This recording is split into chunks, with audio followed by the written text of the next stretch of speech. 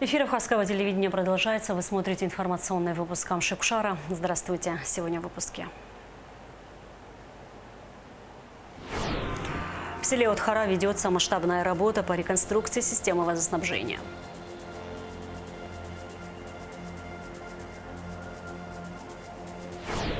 В Сухуме простились с героем Абхазии Альбертом Тополяном.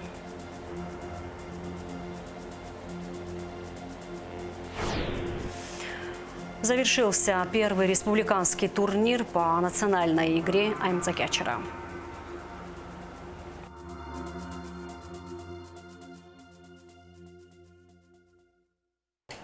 Аслан Бжаня поздравил Рамзана Кадырова с Днем Чеченской Республики, Днем гражданского согласия и единения. Сегодня Чечня идет по пути стремительного развития, при этом сохраняя свои традиции и культурное наследие. Ключевую роль в этом играет ваша самоотверженная работа на благо мира и благополучия в республике, говорится в поздравлении.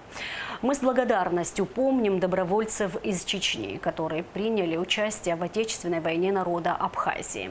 Убежден, что дружба между нашими братскими народами впредь будет только укрепляться на основе взаимного уважения и поддержки, отметил президент Абхазии.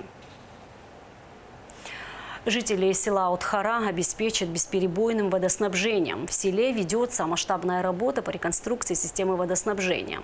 На протяжении 2 месяцев строятся новые резервуары, которые будут обеспечивать водой местных жителей. Вода поступит по трубопроводу из соседнего села Хуап, что станет важным шагом в решении многолетних проблем с водоснабжением. Финансирование работа осуществляется из республиканского бюджета по поручению президента Аслана Бжаня. Подробности в репортаже Рады Чачава. В селе Отхара проживает множество людей. 357 семей постоянно сталкивались с проблемами водоснабжения. Ведь старые резервуары для воды, построенные еще при советской власти, давно вышли из строя и не подвергались капитальному ремонту почти 10 лет. Долгое время жители были вынуждены приобретать емкости для хранения воды, которая поступала раз в 2-3 дня. На данный момент в селе проводятся обширные реконструкционные работы, которые помогут обеспечить жителей бесперебойной подачей воды. Вот у нас, получается, на данном объекте идет строительство 2 резервуаров объемом в 300 кубов и объемом в 500 кубов. Так как ранее уже эти резервуары здесь уже были, они просто устарели и пропускали воду, мы частично демонтировали, значит, их, оставили лишь стены наружные, чтобы использовать их как наружную опалубку. И вот, получается, начали строить новые. Заказчиком реконструкционных работ выступает Управление капитального строительства Абхазии, а финансирование осуществляется из республиканского бюджета по поручению президента. На данный момент работы ведутся уже на протяжении 2 месяцев. Строятся 2 новых резервуара объемом 300 и 500 кубометров. Из республиканского бюджета на это было выделено 12 миллионов. Помимо вот этих бетонных работ, здесь очень много проведено земляных скрытых работ. Это такие работы, как замена труб вокруг резервуаров, колодцев старых, задвижек.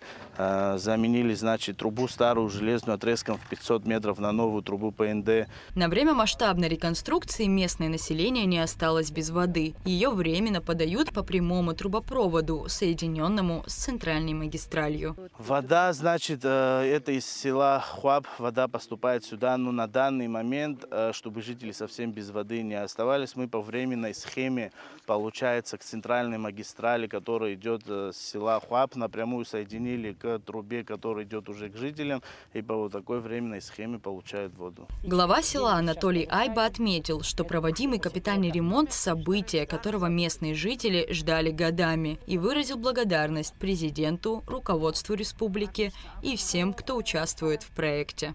Вот сейчас с этого резервуара, в общем, как-то у нас есть такие поселки Мамыджирхва, Загреб, Шижабна. И, в общем, через день, через 2 вот так по очереди получали. А вот после ремонта, я думаю, что каждый день будем получать. Потому что была большая утечка. Уровень воды в резервуаре не поднимался. Я благодарю и руководство.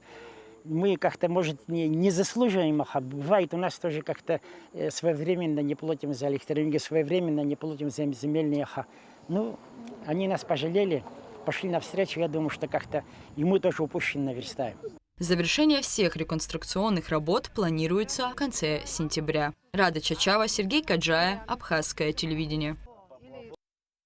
В Сухуми простились с общественно-политическим деятелем, ветераном национально-освободительного движения, основателем армянского батальона имени маршала Баграмяна, вице-спикером Народного собрания первого созыва, кавалером ордена Ахтзепша второй степени, героем Абхазии Альбертом Тополяном.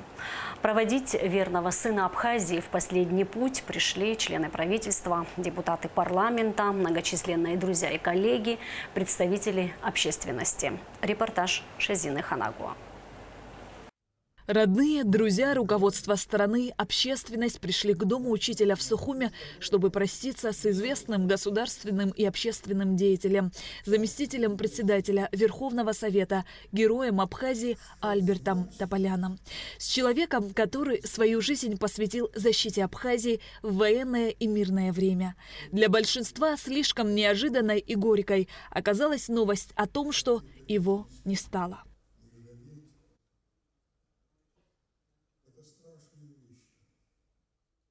Альберт Тополян был одним из тех, в ком сочетались незаурядный ум, смелость, честь и совесть, необычайно чуткий и в то же время принципиальный, требовательный, жесткий, бескомпромиссный. Коренной сухумец, ранее не имевший отношения к политике, врач-кардиолог по профессии, сыграл ключевую роль в политической жизни Абхазии, появившись на ее арене в конце 80-х, начале 90-х годов. Выдающийся сын страны, таким запомнился Альберт Гаспарович, близкому другу, ныне министру иностранных дел Сергею Шамба. А познакомились они в тяжелые для Абхазии времена. Мы с грузинской делегацией договаривались о новой модели Верховного Совета Абхазии, где впервые в нашей истории нас стало большинство абхазцев. Вот он один из тех, кто участвовал в этих жарких спорах с грузинской стороной. Вот я был среди них, Арзенба, Тополян и Воронов, и грузинская сторона, где мы договорились, что абхазцев в Верховном Совете будет 28, грузин 26 и один из других национальностей. Потом был сформирован президиум Верховного Совета, где из 9 человек тоже 5 было нас, большинство. Это Арзенба, Озган, я и Воронов и Тополян. Вот эти были такие большие победы. Кстати говоря, формирование такого состава парламента позволило нам большинством голосов принимать многие решения, которые стали основой нашего сегодняшнего государства. Сегодня мы прощаемся с человеком-символом. Альберт Тополян являлся депутатом парламента первого созыва, на долю которого пришелся самый драматический период нашей новейшей истории. Вместе с лидером нации Владиславом Арзеном золотой состав парламента заложил основу будущего независимого государства. Все фундаментальные решения были приняты именно в начале 90-х. Альберт Гаспарович Тополян был верным сыном Родины. До последней минуты жил проблемами и чаяниями любимой Апсны. Говорить об Альберте Тополяне в прошедшем времени присутствующим сложно. В этот день даже погода скорбит. Под проливным дождем люди все равно идут проститься с истинным патриотом Абхазии. Это кадры 1993 года. Здесь бойцы армянского батальона принимают присягу на верность родине. И с ними вместе заместитель Верховного Совета Абхазии Альберт Гаспарович. Тополян Альберт Гаспарович, гражданин Республики Абхазия, вступая в ряды ее вооруженных сил, принимаю присягу и торжественно клянусь быть дисциплинированным, храбрым, честно и добросовестно служить своей родине Апсны, беспрекословно выполнять все приказы командиров-начальников, строго хранить военную государственную тайну, всемерно беречь военное и народное имущество, до последней капли крови, не щадя своей жизни, защищать свое отечество. Массовая консолидация населяющих Абхазию армян произошла не сразу. Если в первые дни войны часть армянского населения встала на сторону абхазов, то другая часть длительное время занимала нейтральную позицию. Созданию армянских батальонов предшествовал сложный процесс. Совершая поездки в села и поселки, Альберт Тополян и его соратники содействовали активному вовлечению армянской общины в сопротивлении грузинской агрессии. К 15 марта 1993 года отдельный армянский мотострелковый батальон имени маршала Баграмяна организованно влился в состав вооруженных сил Абхазии. Решение исполнялось, вы были, слава Богу, живыми свидетелями, что ни одно начало, которое под его руководством, слава Богу, мы не провалили. Да, нам его на самом деле будет не хватать. Это был в плане межнациональных, межэтнических наших отношений большим мостом между всеми этносами в Абхазии. Надо отдать ему должное. Да, он был бескомпромиссен к себе, к нашей этнической группе. Он считал и правильно считал, что живя в этом доме, ты должен отдавать всего себя. После создания двух армянских батальонов Альберт Тополян для грузинских нацистов стал ненавистным врагом. Расстреливали мирных жителей только за то, что оказывались его однофамильцами. С особой жестокостью грузинские женщины расправились с его 85-летней матерью. Конечно, война сблизила меня с ним, я до этого не был так знаком. Иногда говорят, что Каспарович очень жесткий. Ну да, жесткий. Но я хочу сказать, что когда в этом городе убили зверски его мать, его боль можно было только заметить по выражению лица. Он никому не дал повода понять, что эта боль для него важнее, чем боль всей Абхазии. В этом величии этих людей, одним из которых мы сегодня прощаемся. К сожалению, было сказано, здесь уходят депутаты нашего первого парламента. Значит, многих нет среди нас. Я назову лишь несколько.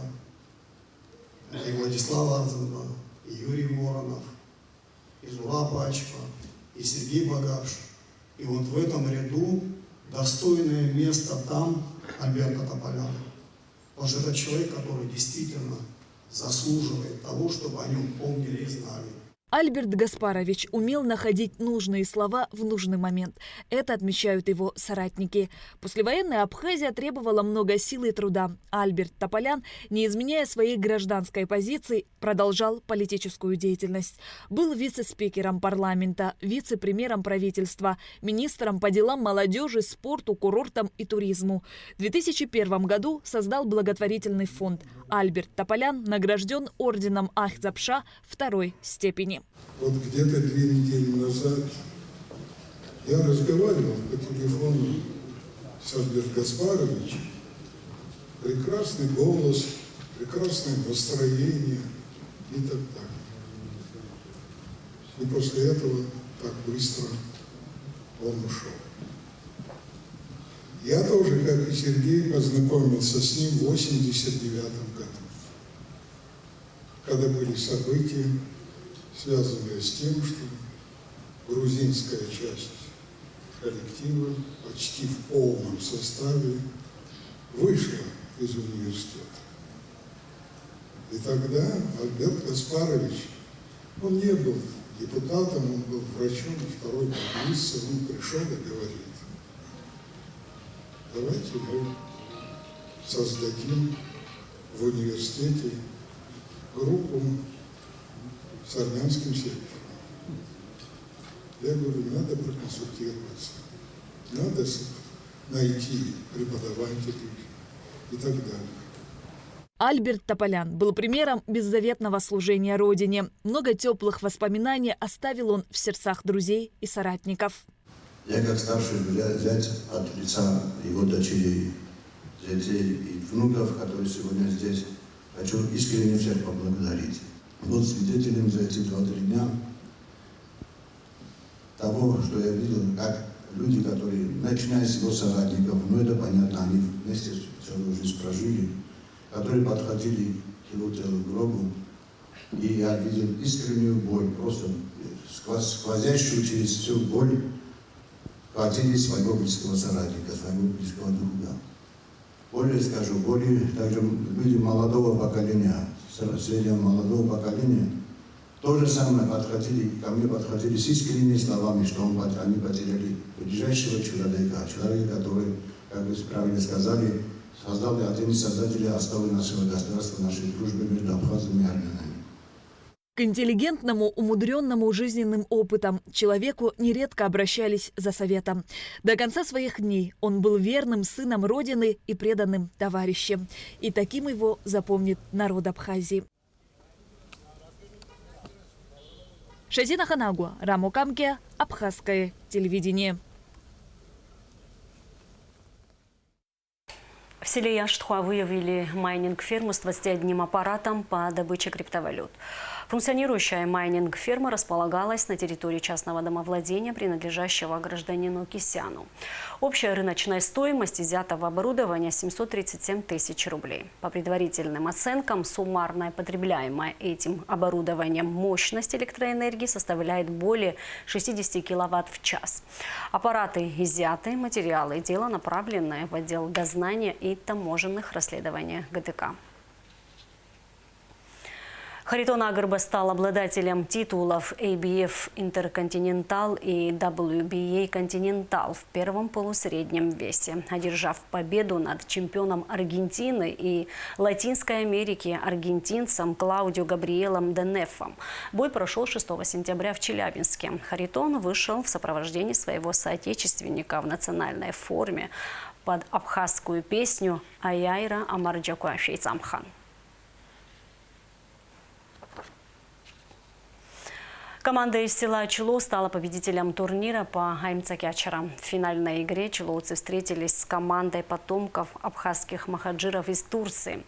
Чулоуцы победили со счетом 8-6. Таким образом, команда из Турции на втором месте. Первый республиканский турнир по абхазской национальной игре аймцакячера стартовал 4 сентября. В нем приняли участие 9 команд со всех районов нашей страны, а также абхазская команда из Турецкой Республики. Организаторы мероприятия ВАК, Госкомитет по репатриации, Госкомитет по делам молодежи и спорту, Управление по делам молодежи и спорту администрации Сухума.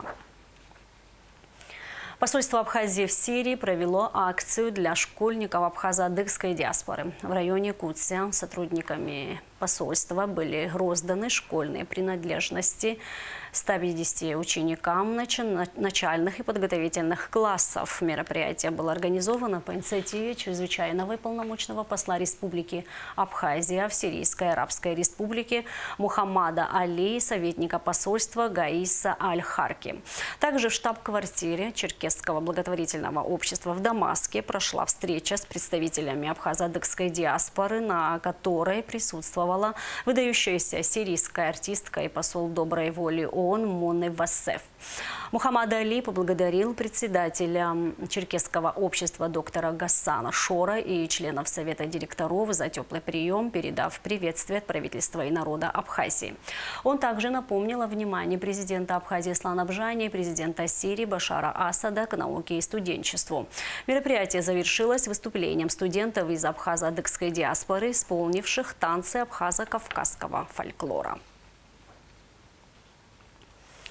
5 сентября в Стамбуле открылась выставка картин абхазских художников. На экспозиции представлены работы Адамура Аршба, Асиды Ахуба, Батала Джапуа, Сабины Кварацхеля, Саида Квицини, Архипа Лабахуа, Апши Хагба, Дианы Хинтба, Станды Чамагу и Олега Чедия. Уже в первый день выставку посетили более 200 человек, сообщает Минкульт Абхазии. Выставка организована представителями абхазо-адыгской диаспоры в Турции Денеф Хуваж и Сене Эргюн при содействии галереи Авада и поддержки Министерства культуры Абхазии. Выставка продлится до 19 сентября. Тайное хищение чужого имущества вменяется жителю Гудаутского района. Далее оперативная съемка МВД. Тайное хищение чужого имущества вменяется Тарба Исмету Робертовичу. Последний был задержан сотрудниками УРМВД совместно с уголовным розыском Гудаутского РОВД. Вам задается вопрос, имеется ли в транспортном средстве изъятое из гражданского оборота оружие, наркотики, либо какое-либо похищенное имущество? Да. Что именно и где находится? Сумка. В машине лежит. Где именно лежит? Подлокотник. Уважаемые понятые, пройдите поближе, пожалуйста. При осмотре автомобиля, на котором следовал гражданин Дарба 1998 года рождения, сотрудниками милиции изъято похищенное имущество. Ранее с заявлением о краже поясной сумки с банковской картой и деньгами в сумме 10 тысяч рублей в дежурную часть Гудаутского райотдела обратился житель Республики Коми. При каких обстоятельствах данная сумка оказалась у вас в автомобиле, а именно в подлокотнике в салоне вашего автомобиля? Украл я ее. Украли? Да. Где именно? В Амборе на берегу моря. В отношении Исмета Тарба по признакам преступления, предусмотренного пунктом В, частью 2 статьей 155 Уголовного кодекса Республики Абхазия, возбуждено уголовное дело, расследование которого проводит следственное отделение отдела внутренних дел по Гудаутскому району. 12 водителей задержаны сотрудниками ГАИ за вождение в нетрезвом состоянии в ходе специального рейда 5 сентября. 4 отказались от медицинского освидетельствования. Репортаж пресс-службы МВД. Сотрудники госавтоинспекции продолжают специальные рейдовые мероприятия по выявлению лиц без права управления автотранспортом, нетрезвых водителей, а также тех, кто скрывает свое состояние, отказываясь от медицинского освидетельствования на предмет опьянения. Риквава Ника Бесикович, 1991 года рождения, житель города Гал, управлял автомобилем в наркотическом опьянении без водительского удостоверения. Квицини Александр Даурович, 1988 года рождения, житель города Сухом, управлял автомобилем в наркотическом опьянении. Дудукчан Руслан Андроникович, 2002 года рождения, житель Гудаутского района, управлял автомобилем в алкогольном опьянении без водительского удостоверения. Барзания Валера Рауфович, 1988 года рождения, житель города Гудаута, управлял автомобилем в алкогольном опьянении без водительского удостоверения. Хиндба Диамид Шарахович, 2002 года рождения, житель города Сухом, управлял автомобилем в алкогольном опьянении без водительского удостоверения. Дурягин Андрей Дмитриевич, 1985 года рождения, житель Краснодарского края, управлял автомобилем в алкогольном опьянении. Семенов Юрий Вячеславович, 1982 года рождения, житель города Псков, управлял автомобилем в алкогольном опьянении. Кононов Андрей Геннадьевич, 1967 года рождения, житель города Гудаута, управлял автомобилем в алкогольном опьянении. Шватов Антон Евгеньевич, 1995 года рождения, житель города Краснодар, управлял автомобилем в алкогольном опьянении. Самедов Мурат Фергатович, 1988 года рождения, житель Московской области, управлял автомобилем в алкогольном опьянении. Аршба Давид Отарьевич, 1989 года рождения, житель города Сухом, управлял автомобилем в алкогольном опьянении. Семенов Кирилл Андреевич, 1986 года рождения, житель Калининградской области, управлял автомобилем в алкогольном опьянении. Чичуа Лаврентий Несторович, 1988 года рождения, житель Сухумского района, отказался от медосвидетельствования на предмет потребления нарковеществ. Будба Адамур Нодарович, 1984 года рождения, жителя Чемчерского района, отказался от медосвидетельствования на предмет потребления нарковеществ. Куруа Ливард Гудович, 1960 года рождения, житель Гудаутского района, отказался от медосвидетельствования на предмет потребления нарковеществ. Гардский Азамат Рудольфович, 1975 года рождения, житель города Сухум, отказался от медосвидетельствования на предмет потребления нарковеществ. Рейдовые мероприятия, направленные на выявление злостных нарушителей, проводятся каждый день по всем районам республики. 27 октября в Абхазии впервые состоится Сухум-марафон. Забеги пройдут на 3 дистанциях. Стартовый выстрел для марафонцев прозвучит в 9 часов 10 минут. Маршрут начнется с площади у Абхазского драмтеатра и пройдет по трассе мимо главных достопримечательностей Сухума. Регистрация участников марафона завершается 27 сентября. Спортивное мероприятие организует московская команда «Беговая история» при поддержке Госкомитета по делам молодежи и спорта Федерации триатлона Абхазии. А сейчас прогноз погоды. По сообщению синоптиков, 7 и 8 сентября ожидается переменная облачность. В субботу без осадков, в воскресенье местами возможен слабый дождь, гроза. Температура воздуха ночью плюс 19-24, днем плюс 24-29 градусов. Температура морской воды плюс 28 градусов.